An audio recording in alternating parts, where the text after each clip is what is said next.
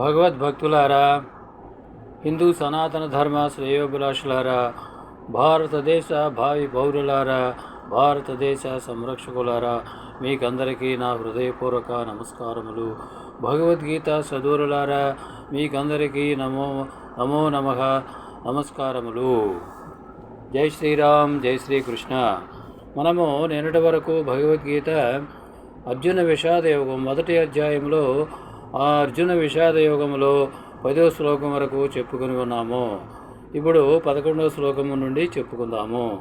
11వ శ్లోకములో దుర్యోధనుడు ద్రోణాచార్యునితో ఏ విధంగా అంటున్నారు ఏమనంటే, అయనేషు చ సర్వేషు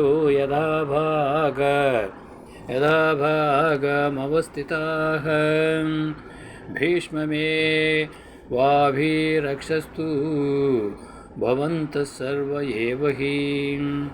అంటే ఓ ఆచార్య, అన్ని ఎత్తుగడలలోనూ వ్యూహాలలోనూ మీరంతా ఎవరి స్థానాలలో వారుంటూ సర్వ సైన్యాధ్యక్షుడైన భీష్మ పితామహుని సదా అన్ని విధాలా రక్షించుకోవాలి అని చెప్పాడు దుర్యోధనుడు ద్రోణాచార్యునితో.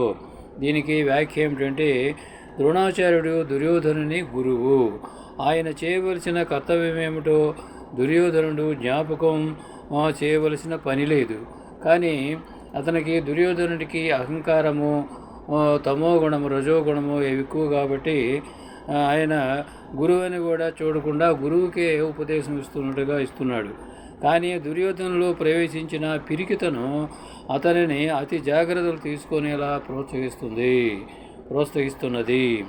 ఇప్పుడు సంజయుడు తదుపరి జరిగిన సంఘటనను ధృతరాష్ట్రునకు ఏ విధంగా తెలియజేస్తున్నాడు. 12వ శ్లోకము. తస్య సంజనయన్ హర్షం కురు వృద్ధః పితామహః సింహనాదం వినద్యోచ్చే శృంఖం తదద్భౌ ప్రతాపవాన్. అంటే దుర్యోధనుడు సంతోషం కలిగించుటకై ప్రతాపవంతుడు కురువృద్ధుడు అయిన భీష్ముడు గట్టిగా సింహనాదం చేసి శంఖం పూరించాడు. దుర్యోధనునకు సంజయుడు మరలా ధృతరాష్ట్రునికి ఈ విధంగా చెప్తున్నాడు అన్నమాట. ఏమని? దుర్యోధనునకు సంతోషం కలిగించుటకై ప్రతాపవంతుడు కురువృద్ధుడు అయినటువంటి భీష్ముడు గట్టిగా సింహనాదం చేసి శంఖం పూరించాడు అనేది ఈ శ్లోకానికి తాత్పర్యము. తర్వాత 13వ శ్లోకం ఏమిటంటే, తత్శంఖాచ భేర్యశ్చ పణవానక గోముఖాః సహసైవ బిహన్యంత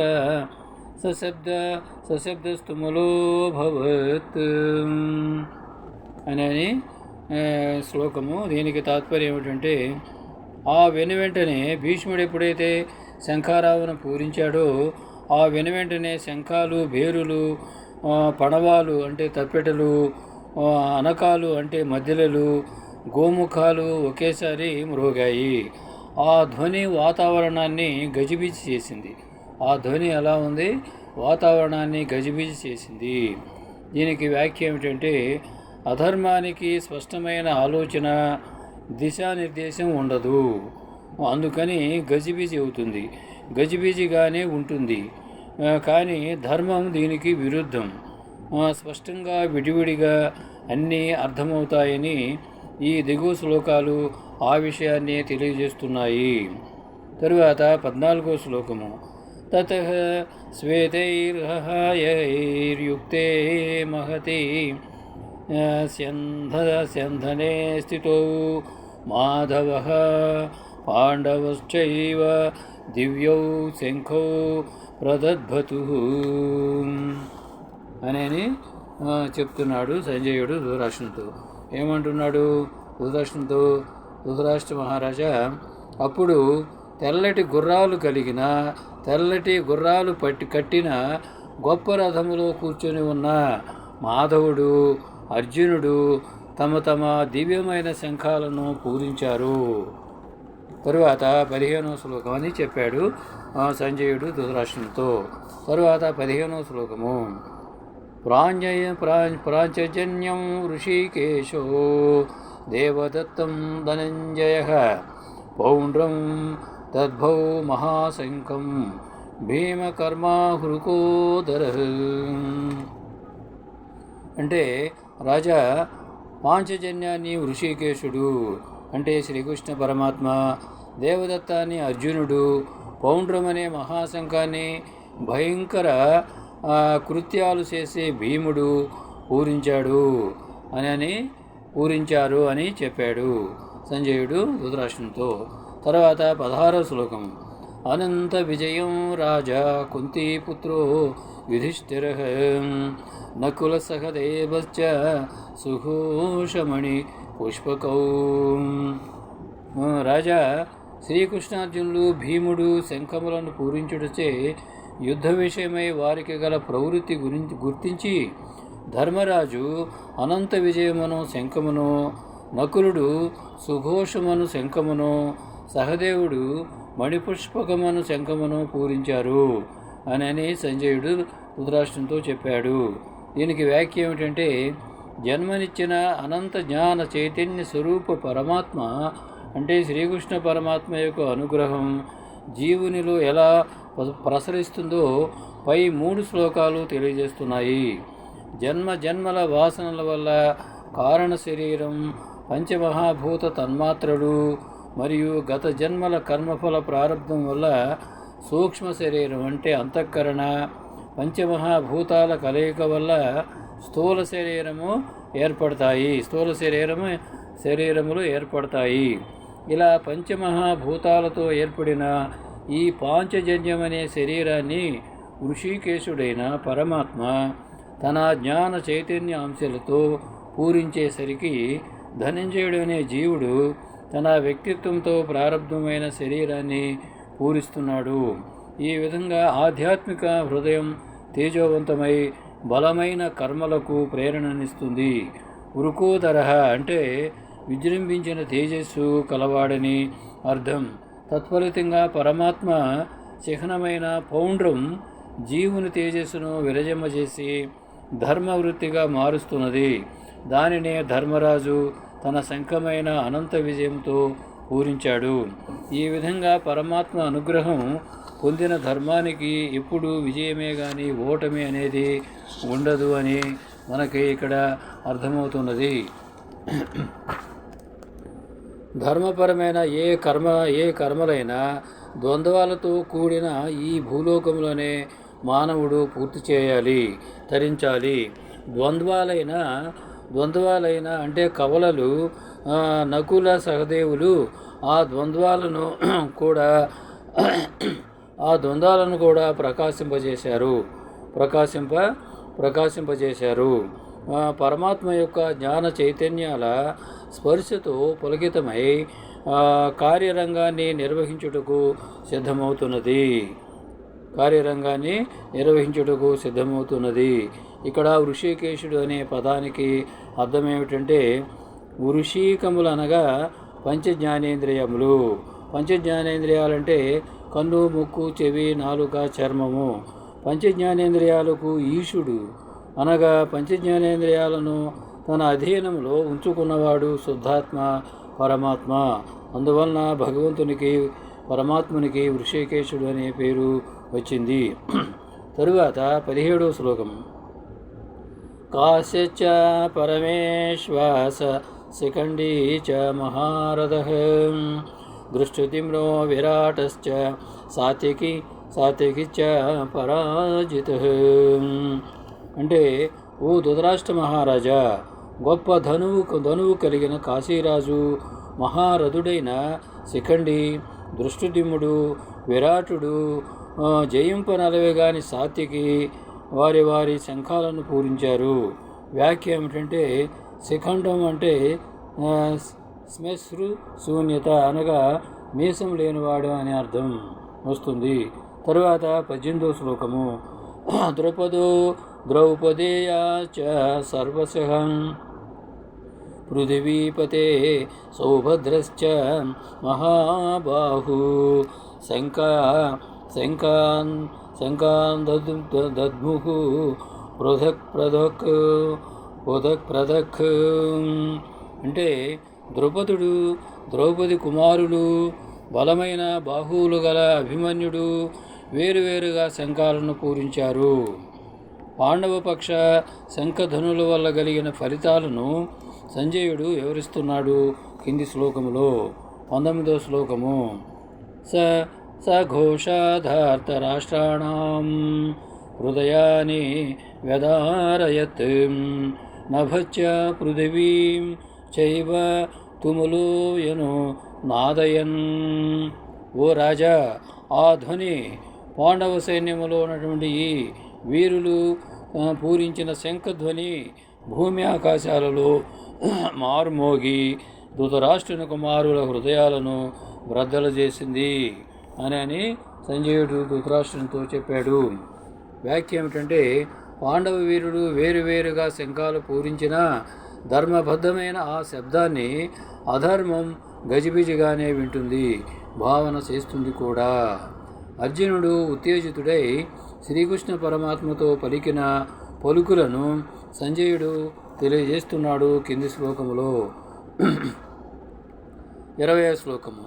అధ వ్యవస్థిత దృష్ట్వా ధార్తరాష్ట్ర కపిధ్వజ ప్రవృత్తే శస్త్ర సంపాతే ధనురుద్యమ్య పాండవ.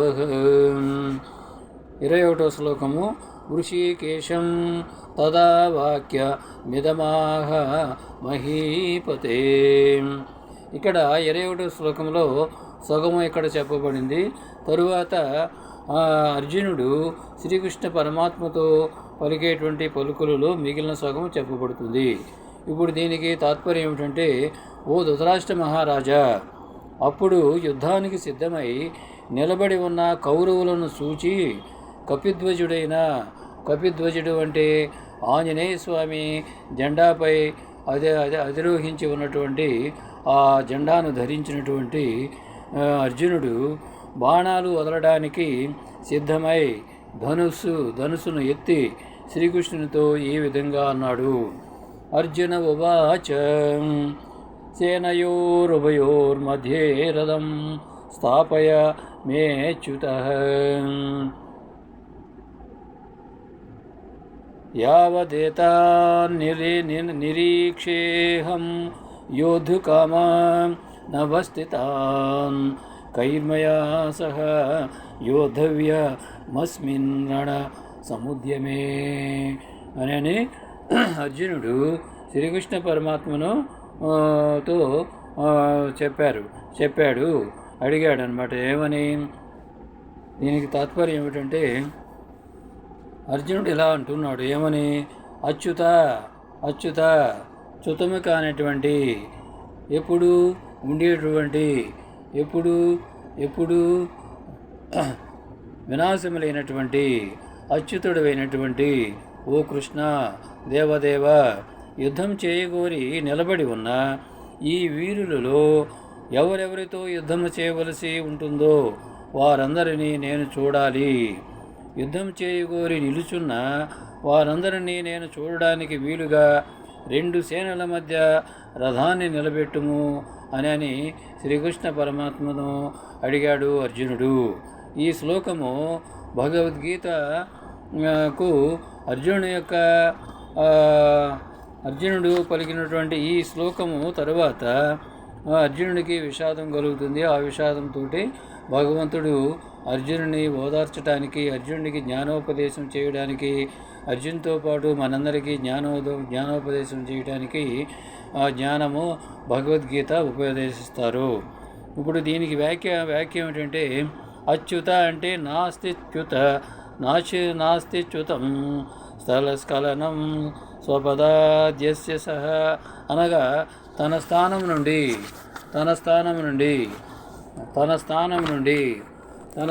నుండి ఏ కొంచెమైనా భ్రంశమొందని వాడు అని అర్థం. అచ్యుత అంటే సదా స్థిరుడని అర్థము. ఈ విధంగా అర్జునుడు కృష్ణుని శ్రీకృష్ణ పరమాత్మని అడిగాడు. తరువాత 23వ శ్లోకం ఏంటంటే, యోత్సమాన నవేక్ష్మే నవేక్షేహం యా ఏతేత్ర సమాగతాః ధార్తరాష్ట్రస్య దుర్బుద్ధే యుద్ధే ప్రియ చికీర్షవః అని అర్జునుడు శ్రీకృష్ణ పరమాత్మని అడిగాడు. దీనికి తాత్పర్యం ఏమిటంటే, కృష్ణ పరమాత్మ దుర్బుద్ధి అయిన దుర్యోధనునికి ప్రియం చేయగోరి యుద్ధం కోసం ఎవరెవరు ఇక్కడ సమావేశమైనారో వారిని నేను చూస్తాను అని తాత్పర్యము అని అడిగాడు అర్జునుడు శ్రీకృష్ణ పరమాత్మని. దీనికి వ్యాఖ్య ఏమిటంటే, యుద్ధరంగంలో కానీ కర్మరంగంలో కానీ దిగబోయే ముందు తన బలాన్ని అంచనాలు కూడా సరిగా ఉండాలంటే తన బలాన్ని శక్తిని అలాగే ఎదుటివారి బలాన్ని శక్తిని అంచనాలు కట్టడం వివేకుల లక్షణం అన్నమాట. అందువలనే ఇక్కడ అర్జునుడు మన ఎదురు నిలబడి ఉన్నటువంటి సైన్యాలను చూస్తాను అని శ్రీకృష్ణ పరమాత్మను అడిగాడు. ఆ అంచనాలు కూడా సరిగా ఉండాలంటే ఒక పక్షాన నిలబడి చూడకూడదు, ఇరు పక్షాలకు మధ్య నిలబడి నిష్పక్షపాతంగా పరిశీలించాలి అని అర్జునుని యొక్క ఆలోచన. తరువాత అర్జునుని మాటలు విని శ్రీకృష్ణ పరమాత్మ ఏమి చేశాడు సంజయుడు తెలియజేస్తున్నాడు ధృతరాష్ట్రునితో. అది మనము రేపు చెప్పుకుందాము. అంటే ఈ శ్లోకంతో మనం స్వస్తి రేపు 24వ శ్లోకం నుండి చెప్పుకుందాము. జై శ్రీరామ్, జై శ్రీకృష్ణ, హరే కృష్ణ హరే కృష్ణ కృష్ణ కృష్ణ హరే హరే, శ్రీరామ జయ రామ జయ జయ రామ, శ్రీకృష్ణ జయ కృష్ణ జయ జయ కృష్ణ, హరే కృష్ణ కృష్ణ కృష్ణ హరే హరే, హరే రామ రామ రామ హరే హరే.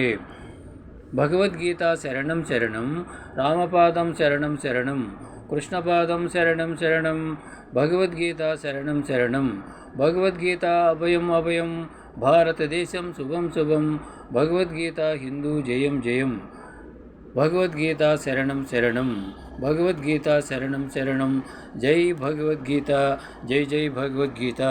ఇట్లు భగవద్గీత హిందూ మిషన్ వెంకటరామ సేవక్, వెంకటరామ సేవక్. భారత్ మాతా కీ జై. జై హింద్.